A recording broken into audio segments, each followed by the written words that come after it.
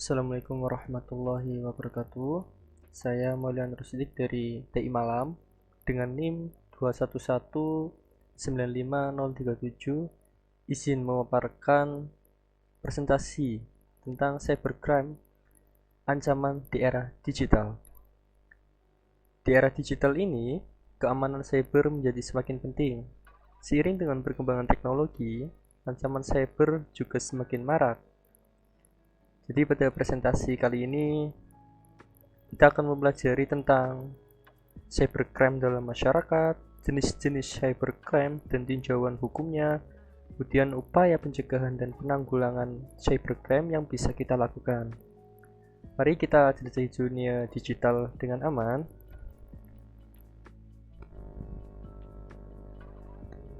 Sebelum menyelami dunia keamanan cyber, penting untuk memahami terlebih dahulu apa itu cybercrime ataupun kejahatan cyber. Cybercrime adalah tindakan ilegal yang memanfaatkan teknologi informasi dan internet untuk merugikan orang lain. Kejahatan ini semakin marak seiring perkembangan teknologi dan internet yang pesat. Penyebab adanya cybercrime ini yang pertama ada kerentanan pada sistem. Jadi, sistem komputer dan jaringan yang tidak aman bisa menjadi target empuk bagi para pelaku cybercrime. Hal ini dapat disebabkan oleh kelemahan dalam perangkat lunak dan kurangnya pembaruan keamanan. Dan penyebab yang kedua yaitu kesalahan si pengguna. Jadi perilaku pengguna yang tidak aman dalam menggunakan internet juga bisa menjadi faktor yang mendukung terjadinya cybercrime. Hal ini bisa disebabkan oleh penggunaan password yang lemah, klik pada tautan mencurigakan, ataupun kita sering membuka klik email yang menurut kita itu mencurigakan ya. Itu bisa menjadi penyebab dari adanya cybercrime. Dan yang terakhir ada cyber security yang lemah. Untuk jenis-jenis cybercrime dan tinjauan hukumnya, yang pertama ada phishing ya. Phishing ini tindakan penipuan untuk mencuri data pribadi seperti nomor kartu kredit, password, dan informasi sensitif lainnya.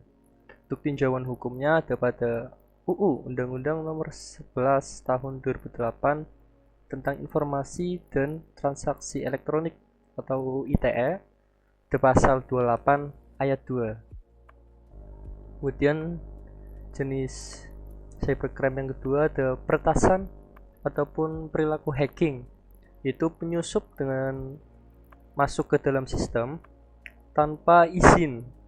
Jadi si hacker ini bisa mencuri data, merusak sistem, ataupun mengganggu operasional dari kita. Untuk tinjauan hukum dari peretasan ini ada pada UU ITE pasal 30 ayat 3 dan 4. Kemudian ada penyebaran malware, itu perilaku menyebarkan program jahat seperti virus, ransomware, dan spyware yang berguna untuk merusak sistem komputer dan mencuri data. Untuk tinjauan hukumnya ada pada UU ITE pasal 27 ayat 1. Yang terakhir ada cyberbullying yang bisa kita lihat di akhir-akhir ini ya. Banyak sekali melalui medsos bisa.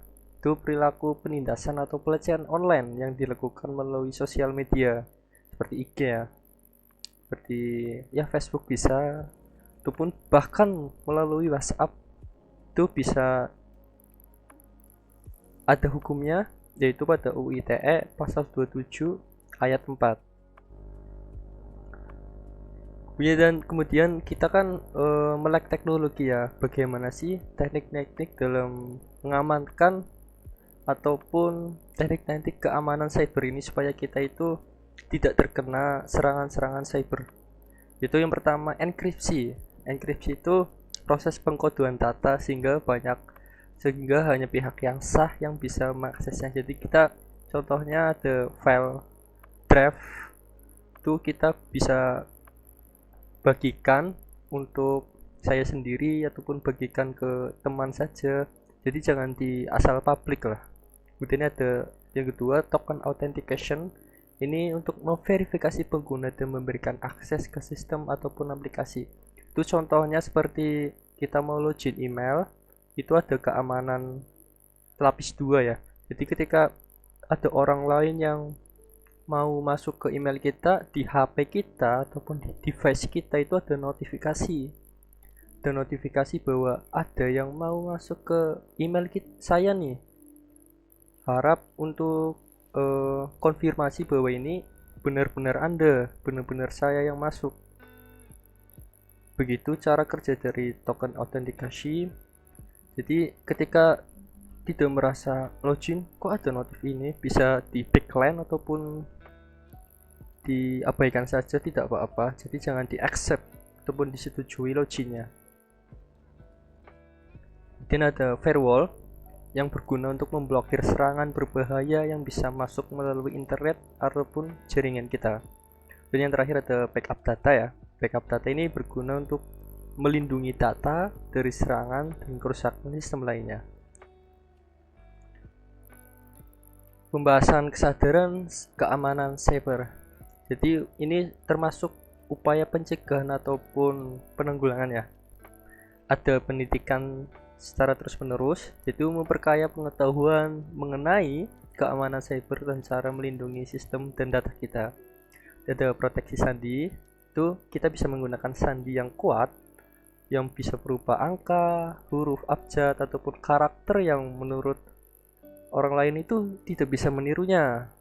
Begitu. Untuk yang ketiga, kredensialisasi dan sertifikasi cyber security. Itu kita bisa mendapatkan kualifikasi dan sertifikasi cyber security guna meningkatkan kualitas dan keamanan bisnis. Kemudian melindungi data kita yang penting itu ada klasifikasi data. Kita bisa mengidentifikasi, mengkategorisasi dan perlindungan data berdasarkan tingkat rahasianya. Ada backup dan recovery, itu menyiapkan rencana perbaikan ataupun pemulihan dalam kasus kehilangan dan kerusakan data. Data filter email itu melakukan scanning pada email dan filter berkas kita untuk melindungi perusahaan dari email yang spam dan serangan virus.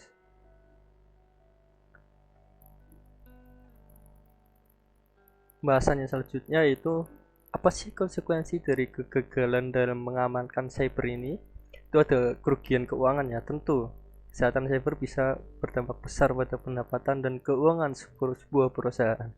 Jadi ketika perusahaan itu dicuri datanya, rahasianya terbongkar, tentu si hacker ini, contohnya si hacker ini minta penebusan berupa uang, ya tentu kita merugilah dalam hal keuangan. Kemudian kerusakan reputasi, serangan keamanan digital ini bisa menyebabkan kerusakan masa depan dan citra perusahaan. Seperti yang tadi saya jelaskan, data kita itu bocor ke publik, seperti pada Tokopedia ya, itu data-data kita itu dijual malah ke orang lain mungkin. Jadi orang lain bisa mengakses email kita, belanja ini, belanja itu. Bahkan kita itu tidak tahu bahwa kita belanja ini malah ada tagihan segini. Itu sangat merugikan kita, terutama bagi perusahaan ya, citranya itu langsung menurun. Dan ada potensi masalah hukum. Perusahaan yang tidak melindungi data pelanggan dengan benar dapat dikenai tuntutan hukum. Untuk bagaimana caranya sih untuk mengatasi serangan cyber? Yang pertama ada install software antivirus ya untuk serangan virus dan malware ya. Kemudian untuk mengatasi phishing itu mewaspadai email yang kita buat dengan nama domain palsu ataupun mengambil alih domain yang sudah ada.